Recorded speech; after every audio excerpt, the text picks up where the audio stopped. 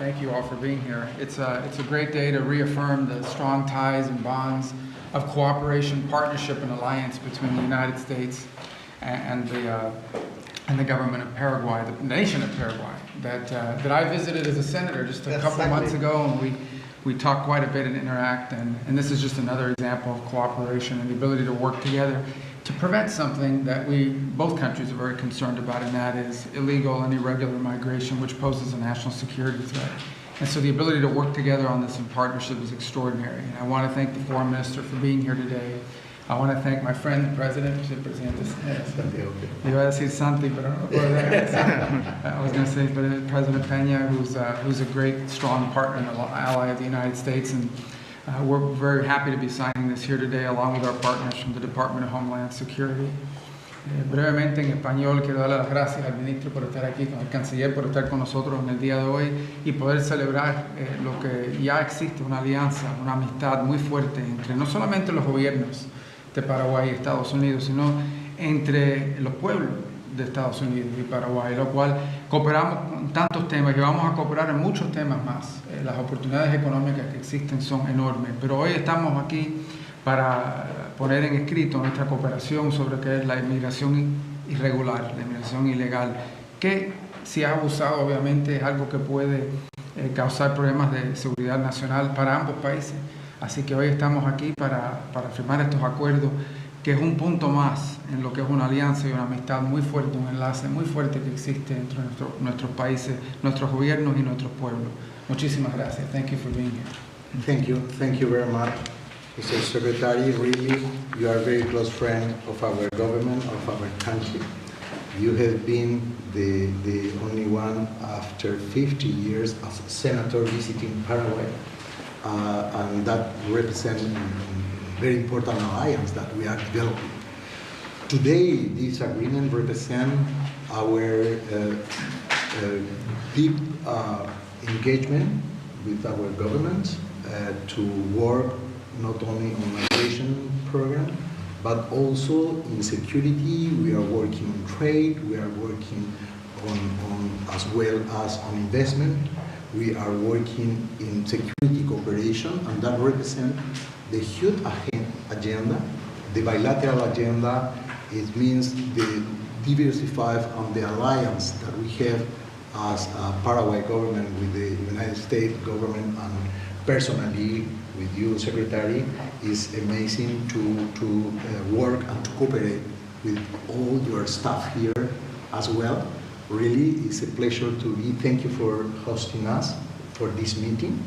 And the Homeland Security Secretary, really, we appreciate very much this agreement that represents the opportunity to work in several issues. We were discussing about the visa waiver. We are discussing about our common and shared values and principles: democracy, freedom, human rights, rule of law, that represent our principles and values shared. Thank you so much. Thank you. Yeah.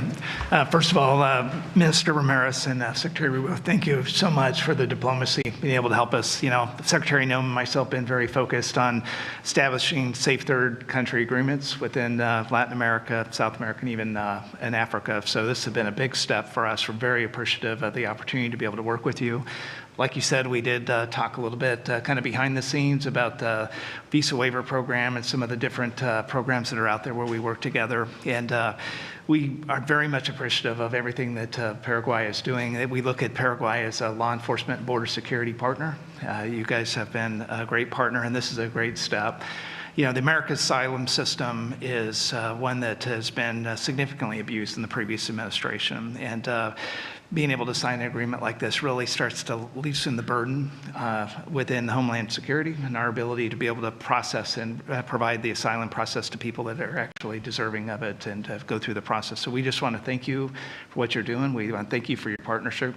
Secretary, we just think everything that you do and with your team, we were always appreciative. Thank you. Thank you. And thank you both. I also want to thank your staff and the team at Homeland Security for putting this together, and our team here at the State Department, and your team. Without your team, we couldn't do that. Thank you. Muchas gracias. Thank you, guys. Okay, well, let's sign. Es siempre un placer poder hablar con el secretario Rubio en español. Decía Secretary Rubio, Deputy Secretary of Homeland Security Edgar, and Foreign Minister Ramírez are signing a memorandum of understanding for the cooperation in the examination of protection requests. This memorandum will further our cooperation to deter illegal immigration and promote hemispheric security.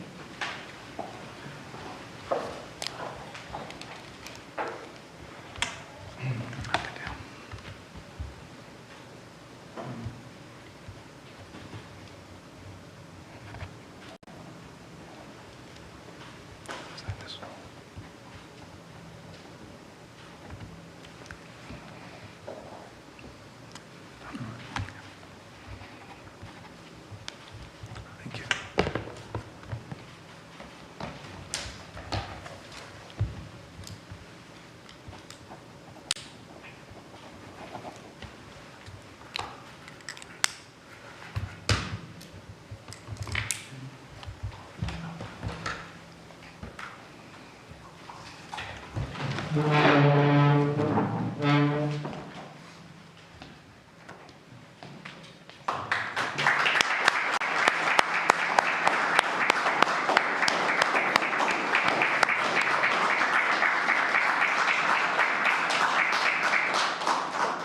Secretario, en este contexto de seguridad, ¿qué implicaciones tiene el despliegue de fuerzas navales en el Caribe contra los cárteles de la droga? Bueno, la droga es una amenaza a la seguridad nacional de Estados Unidos y obviamente estos son grupos que están operando con impunidad en aguas internacionales, simplemente exportando a Estados Unidos veneno, que están matando, que están destruyendo a comunidades. Así que es un tema muy serio y tenemos muchos países que cooperan con nosotros en ese esfuerzo y algunos desafortunadamente que no. Incluido el cartel de los soles de Nicolás Maduro, secretario. El cartel de los soles es una de las organizaciones criminales más amplias que existe en el hemisferio, que desafortunadamente no se le ha prestado suficiente atención. Es un cartel que hoy en día está encauzado en las Cortes Federales de Estados Unidos. No es un gobierno, el régimen de Maduro no es un gobierno, es una organización criminal. The question, if I may, in English is just asking about whether U.S. forces will be involved in the Western Hemisphere going after drug traffickers and drug trafficking networks. There are designated narco-terrorist groups operating in the region, some of them utilizing international airspace, international waters to transit poison into the United States. And those groups will be confronted. The President's made that clear from the time he operated. In specific, the question was about the Cartel of the Suns, the Cartel de los Soles, which is a criminal organization that happens to masquerade as a government. The Maduro regime is not a government. It's not a legitimate government. We've never recognized them as such. They are a criminal enterprise that basically has taken control of national territory of a country, and who, by the way, are also threatening U.S. oil companies that are operating lawfully in Guyana. So the President's been very firm. Anything that's a threat to the national security of the United States, he's going to confront. And, but obviously, I have nothing further to add to that at this point. Mr. Thank you. Secretary, Yes, one more. how are the preparations for the Putin meeting going in Alaska? They're going very fast because this was put together very quickly, and it's in Alaska, so we've got to get there. We'll see how tomorrow plays out. As the President said, his hope is to interact with Mr. Putin tomorrow and sort of get a sense very quickly and early whether a peace is possible or not. The President's spoken to him, I believe, 4 times by phone. I felt it was important to now speak to him in person and look him in the eye and figure out what was possible and what isn't. This is the President of peace. He wants that war to end. He's going to do everything he possibly can. If he sees an opportunity to talk about achieving peace, he's going to pursue it. And we'll know tomorrow at some point, as the President said, probably very early in that meeting, whether something is possible or not. We hope it is. Sobre Miguel Rubén, que acaba de ser enterrado en Colombia, no sé si le preocupa el aumento de la criminalidad o de la violencia política en este país, en Colombia. En Colombia. Sí. Sí, bueno, es muy lamentable, como hemos visto con la muerte del senador Uribe, que es una cosa muy trágica. Y obviamente nos preocupa la violencia política en cualquier país, pero un país como Colombia, que ha tenido que sobrevivir tantas épocas tan difíciles, que había progresado tanto, que se encuentra en un momento como este. Obviamente nos unimos al pueblo de Colombia y a los esfuerzos de sus instituciones que tanto han hecho para lograr lo que se pudo lograr en Colombia y lo que no se puede perder. I'm sorry. Secretary, do you think that Ukraine is prepared to cede any lands that are currently in its control, or are we looking at more a return of potentially Russian forces from the current front line of war? Well, to achieve a peace, I think we all recognize that there'll have to be some conversation about security guarantees. There'll have to be some conversation about, territorial disputes and claims and what they're fighting over. All these things will be part of a comprehensive thing. But I think the president's hope is to achieve some stoppage of fighting so that those conversations can happen. These are highly technical things that take some time to work out. So to have a peace agreement between Ukraine and Russia, you will need agreement from both Ukraine and Russia.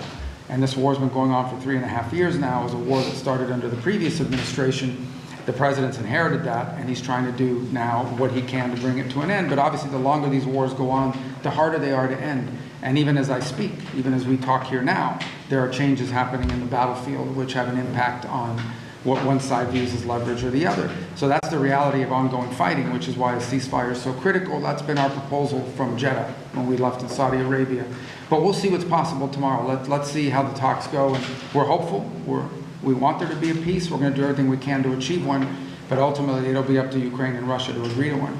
Okay? Thank you, guys. Thank you very much.